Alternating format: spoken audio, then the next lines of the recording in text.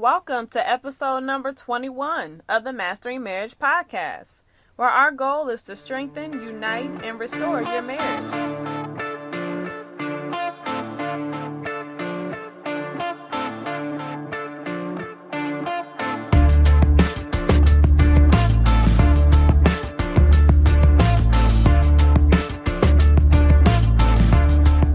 Hi everybody, my name is Amanda Taylor. And together with my husband David, we are the co-founders of mendourmarriage.com. And our goal is to break the back of divorce by bringing married couples together to be accountable, keep the passion alive, and expose the hidden issues that try to rip marriages apart. And we are back in the booth today with another listener's question. Today, of course, with me, Amanda, and my awesome husband, David Taylor. I am Mr. Awesome. You heard it first from my wife. Welcome back, guys. This is episode number 21 of the Mastering Marriage podcast, and we appreciate your support. Hey. Guess what? We are ranked number 4. Number 4. 4, y'all. Quattro. Yes, we are ranked number 4 in the kids and family section of the iTunes library. That's huge.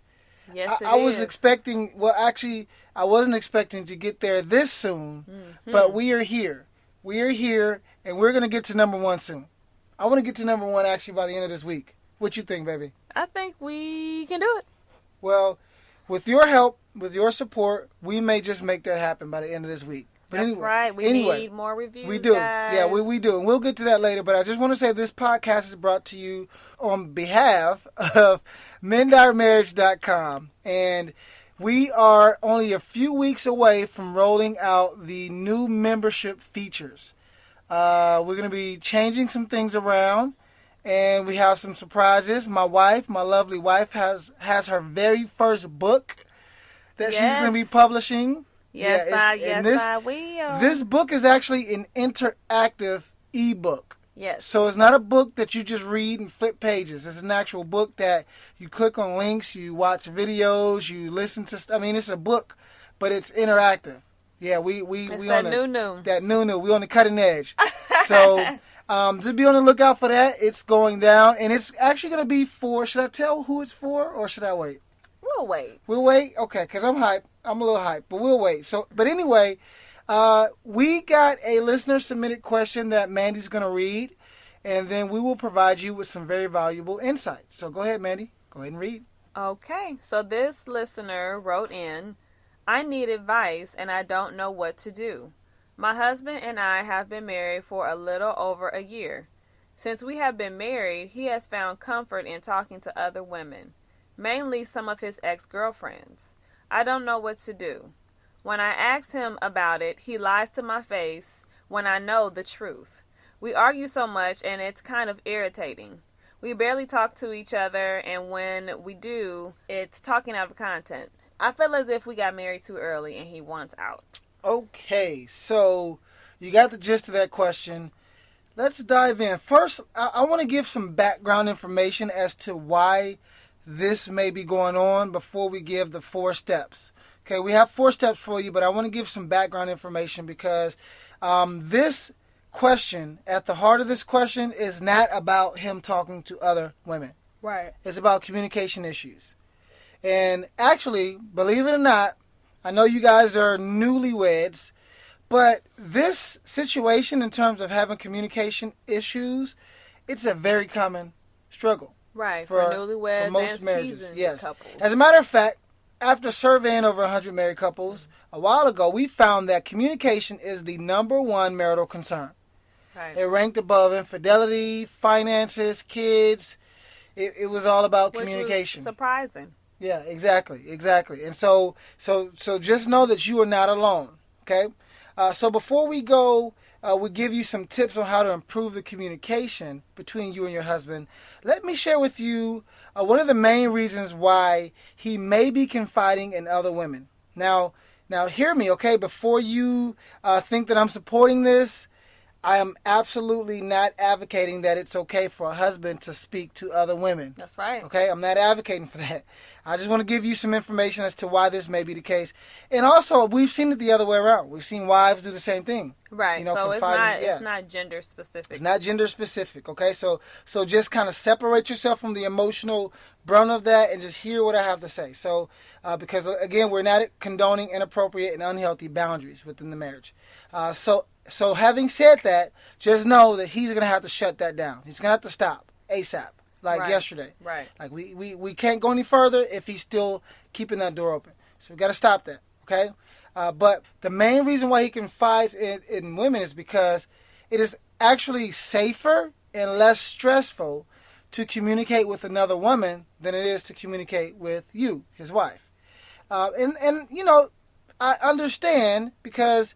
Think about it. Remember, humans, we are pleasure-seeking and pain-avoiding creatures. That means for him that he will often avoid any situation that is unpleasurable, even if that means avoiding communicating with you. See, now, as a man, I get to speak on behalf of a man, and maybe, man, it can bring some light for a woman, but most men are ill-equipped when it comes to dealing with situations that make them vulnerable. Okay? When we were little boys, when we started to cry, the number one thing they said is stop crying. Be a man. Mm-hmm. Be strong. Mm-hmm. So if there's ever a situation that has any type of emotion that we have to start to express, we're going to avoid that because as, you know, growing up, we were told that it's not strong to share emotions. Okay? So remember that. Communicating with you forces him to be in a position that he does not like. It forces him to be vulnerable emotionally, something that he may not be equipped to do and deal with. Okay, so just keep that in mind. You have to know who you're dealing with. So he goes where he's most comfortable opposed to going where he's more vulnerable. Okay? Now, he will have to at some point overcome this in order to communicate effectively with you. So just keep that in mind. He's going to have to overcome those issues. Now, here's what you can do to help him. Okay? We're going to give you 4 tips, 4 steps that you can incorporate today to actually get the process starting to help him to become more emotionally vulnerable. Right. Okay? And to become more comfortable communicating with you.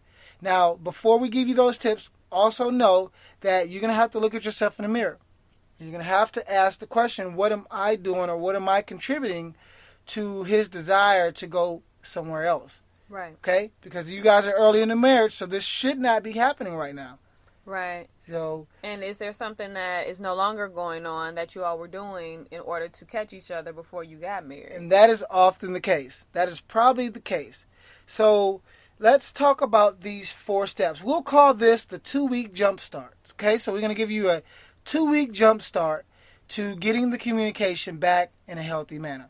And this is all about restoring the foundation. So baby, go and talk about step number 1. Okay, step number 1, we're suggesting that you schedule 2 family meetings. Okay. Try and schedule one for the beginning of this week. Okay. So, and then try to schedule another one for the beginning of next week. Well, actually, you know what? Change that up a little bit because this podcast is going out on Monday. So, and they're going to need a minute because of step 2. They're going to need a couple days to get something in place. So, schedule the first meeting at the beginning of next week. Right. Okay, go ahead from there. Yeah, so go ahead and schedule the first meeting for the beginning of next week, and then the second one for the beginning of the week after that. Okay. Okay, and what you want to do is have these meetings with just you and him. Okay, so if you all do have children, try and schedule it to where maybe they're asleep, or maybe they're at daycare or at school, but make sure it's just somebody. You two. Yeah. Okay, so you don't want any distractions, no cell phones, nothing, no TV. Put it all away. No, nothing. Make sure that you block out an hour of time for this meeting so that you can really get to the core of things and you're not rushing and, you know, you can both really express yourselves. Yeah. Okay. And just like David said, you want to go ahead and schedule that meeting at least a week in advance to give you both time to prepare. Yeah. And that'll be step number 2. Now, here's the addendum or the additional part to step number 1. Is we also want you to schedule 2 date nights. So if your family meeting is scheduled for Monday, I want your first date night to be scheduled for Friday or Saturday. So if the meeting is at the beginning of the week, I want the date to be at the end of the week. Okay? And you do that for the next 2 weeks as well. So Whatever day the first meeting falls on, then you'll use the first date night at the end of that week. Right. Then the second meeting will be the top of next week. Then the date night will be at the bottom of next week. So 2 family meetings and 2 date nights. Schedule them. Have a date, have a time, have a location. 2 weeks in a row. 2 weeks in a row. Okay. Next, step number 2 is this. I want you to write him a letter, and I want him to write you a letter. Okay? Long as it needs to be. As long as it needs to be. And in this letter, you guys can share all of your thoughts, all of your feelings, and all of your emotions. And I want you to exchange the letters. Okay? So once you're done writing your letter, exchange it, give it to him. Once he's done writing his letter, give it to you. And here's the reason for that. Because a lot of times, when we communicate face to face, often our emotions, our assumptions, our expectations start to cloud our ability to comprehend what the other person is saying. Exactly. And so we may jump to conclusions inadvertently or by default because we already have some preconceived notions. Mm-hmm. So writing this letter bypasses that process, and it gets the person out of the way, and it's just you and the paper. Right, and then doing these in advance will give you both a chance to really read over it and really pray over those letters and figure out how you can support your spouse, support the other one in trying to change these behaviors, trying to see how you can, cater to your spouse. Yeah, exactly. And I want you to be as open, as honest, as transparent as possible when it comes to writing these letters. Put all of the information in there. Mm-hmm. Anything you want to say, put it in the letter. Yes, you definitely want to pray also that your hearts are going to be softened during this time as well, so that you can receive, how your spouse is feeling during that time. Yeah. And what you do is exchange the letters at least 2 days before the first family meeting. So 2 days before the first family meeting. That way you give that person at least 48 hours to review it, pray over it, brood over it, whatever needs to be, but at least they have enough prep time. And then the third one is what, baby? The third one is make sure that this first family meeting is about him. Since the question that you brought to us was about him and your concern about him confiding in ex-girlfriends and other women, then make that about him. And so really in this, you're going to be leading the way of trying to find a solution for what's going on. Well, let me take that and let me rephrase what Mandy just said. Because when she said make that about him, I don't want you to misinterpret that. What that means is that this is his meeting. This is his meeting to have you pretty much read the letter. So he's going to give you the letter first. You're going to read the letter, and then all of a sudden in this meeting, he has the floor. He gets to share. He gets to express how he feels. He gets to be open as possible regarding his emotional state or lack thereof.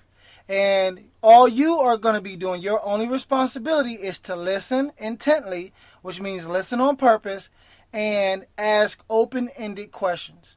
So don't ask why, don't ask how come, none of those questions. Ask open-ended questions that only elicits more information from them. Give her an example of an open-ended question. An open-ended question is a question that gives that doesn't end with, or the answer is not one word. Like, what did you have for breakfast today? That's a closed-ended question.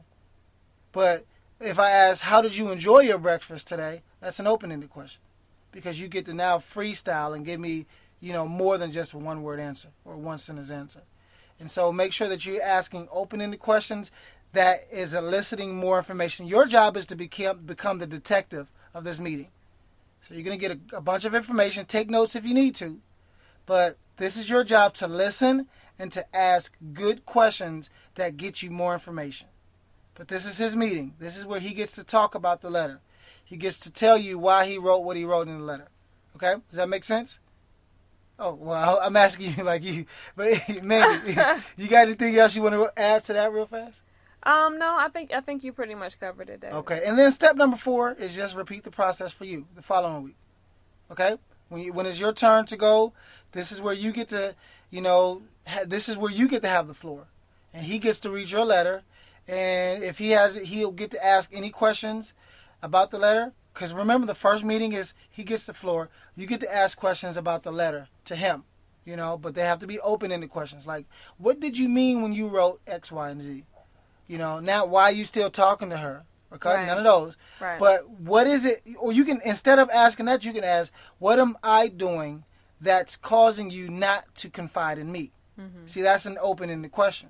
That's good. And so those are the type of questions that Good you're going to have. examples. Yeah, well, and so if you need more, just email us and we'll give you a list of questions to ask. How about we just do that? Okay? Anybody, matter of fact, anybody. Email us, we'll give you a list of open-ended questions that you need to ask to communicate effectively. And we'll include this in the ebook that I'm writing, by the way. So, but anyway, anything else, baby, you want to add? The only other thing is just try to make sure that you all establish that you're not going to be trying to get offended by these letters and by these meetings. Again, you're supposed to be open, come open-hearted, soften heart so that you can receive what your spouse has to say, so that you can work as a team to restore your marriage. Yeah, and this may seem like it's a lot of work, and it's because it is a lot of work. Most people don't do this, and that's why they struggle in their communication, because they don't listen. So this is forcing you to put all of your attention on him. Remember, the definition of love is what? To give. And so in this first meeting, you're giving him your undivided attention 100% of the time. That's right. No texting, no Instagram, no nothing. You're there to listen and to ask open-ended questions and to hear his heart. Okay? Hey, guys, let us know what you think about that. If it works, if it doesn't work, why it didn't work, why it did work. We want to hear from you, okay? Right. In any case, a message. In any case, I know we're over 16 minutes, so we got to wrap this up. But we thank you guys. We appreciate it.